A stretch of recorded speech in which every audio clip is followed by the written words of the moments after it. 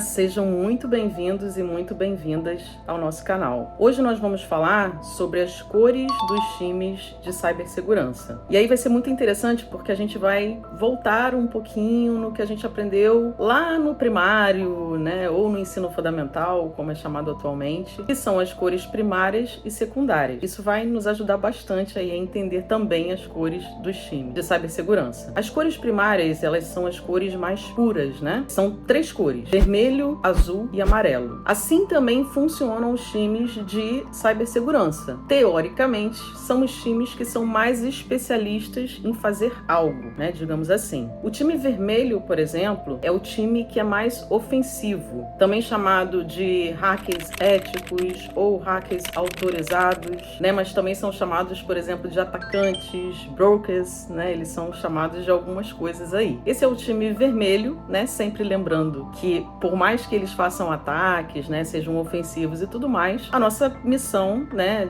de uma forma geral, é sempre proteger. Então eles identificam ali vulnerabilidades, né, exploram essas vulnerabilidades, e a ideia é que eles expliquem como eles fizeram aquilo para que essas vulnerabilidades elas possam ser corrigidas. O time azul é um time de defesa, é um time mais defensivo. Ele vai se antecipar, né, a algumas questões, como por exemplo, as próprias vulnerabilidades existentes, vai já de antemão corrigir todas essas vulnerabilidades e evitar ao máximo, né, que essas vulnerabilidades fiquem expostas e sejam exploradas, né, pelo time vermelho, inclusive, né, pelos atacantes ali do time vermelho e pelos atacantes reais, né, não éticos aí. Uma coisa interessante é que existe uma característica, né, interessante que esses times têm e que cada um tem ali uma força maior, né, em uma determinada característica, é que o time vermelho, ele é um time de mais planejamento, é um time de mais metodologias, né? Ele planeja bastante como ele vai fazer um ataque, ele usa metodologias, ele tem um passo a passo ali, ele faz um planejamento bastante interessante antes de fazer o seu trabalho. O time azul é um time que precisa ser muito proativo, então ele está o tempo todo, né, sendo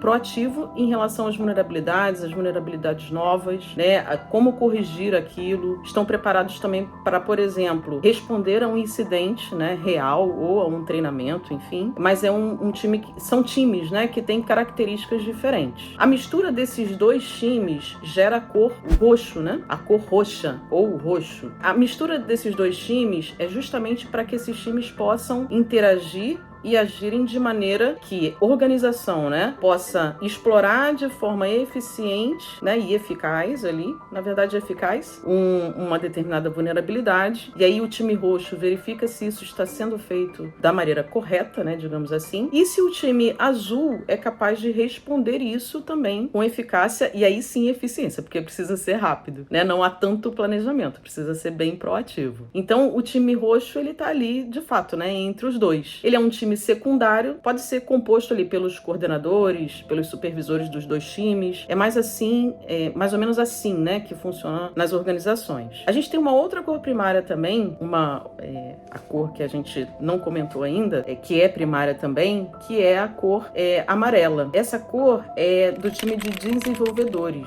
São os arquitetos, são os desenvolvedores, desenvolvem as aplicações, né, trabalham com códigos, por exemplo. Esse time ele é composto tanto de pessoas, né, que têm skill ali para back-end, como front-end, como pessoas que lidam, por exemplo, com experiência de usuário, né, que a gente chama de UX. Então são os desenvolvedores. Na união, né, da cor amarela com a vermelha, a gente tem a cor laranja. Esse time laranja, ele vai atuar entre os dois times ali, como a gente comentou do roxo, né, e ele vai atuar entre o time de desenvolvedores e o time de vermelho, né, que na verdade realiza os ataques contra as aplicações, tentam achar vulnerabilidade ali, por exemplo, em códigos. Ele vai atuar entre esses dois times de forma a conscientizar, de forma a treinar, para que cada vez mais esses códigos feitos pelos desenvolvedores nasçam mais seguros, né? Mais seguros, na verdade. Então, esse processo, né, não é um processo que é tão rápido, né? Claro que as ferramentas ajudam muito, mas é um processo consideravelmente longo. longo, né, de aprendizado, atuação ali conjunta, né? Olha, eu ataquei aqui, eu consegui fazer uma intrusão, por exemplo, em uma determinada vulnerabilidade e você precisa corrigir esse ponto da aplicação. A mesma coisa vai acontecer, e aí já é um ponto mais de apoio, entre o time amarelo e o azul, que gera a cor verde. Esse time verde é justamente também para interagir entre esses dois times, o azul que é de defesa e o amarelo de desenvolvimento, para que cada vez mais o código também nasça seguro, porque ele vai ser proativamente corrigido. Ele não vai esperar por um ataque. Se ele for atacado pelo vermelho, sim, ele vai corrigir aquela vulnerabilidade, mas o ideal é que seja uma vulnerabilidade que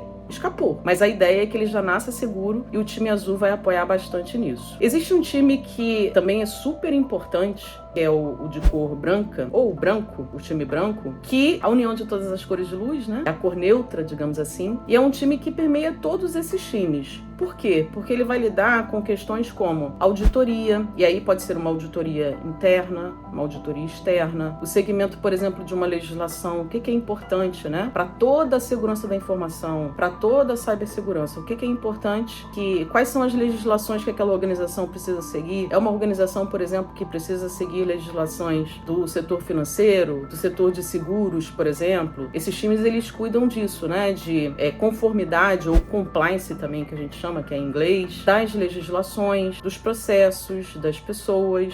E esse time também é muito importante porque ele vai verificar ali se tudo está acontecendo de acordo com o que o negócio precisa. Perfeito? Assim, essa questão, né, de ter todas essas cores desses times não é uma prática que a gente vai encontrar em todas as organizações. Há uma força bastante grande, né, e a gente tem visto projeções até para os próximos anos que deve reforçar isso, que a necessidade desses times é importante, porque a gente tem todo um ciclo de vida de desenvolvimento, as aplicações cada vez mais tendo que nascer com velocidade. A gente tem o DevOps, né, que é o desenvolvimento mais a operação. Já fazemos esteiras de desenvolvimento, lidamos com o ciclo de desenvolvimento de software. Tudo isso muito acelerado, né, as aplicações precisam nascer muito rápido. Então, a tendência é que a gente tenha, de fato, todos os times. Algumas organizações têm somente alguns. E tem uma outra questão também, é que algumas pessoas acabam atuando nos dois times, né? Porque tem conhecimentos ali necessários para atuar em mais de um time ou no time intermediário.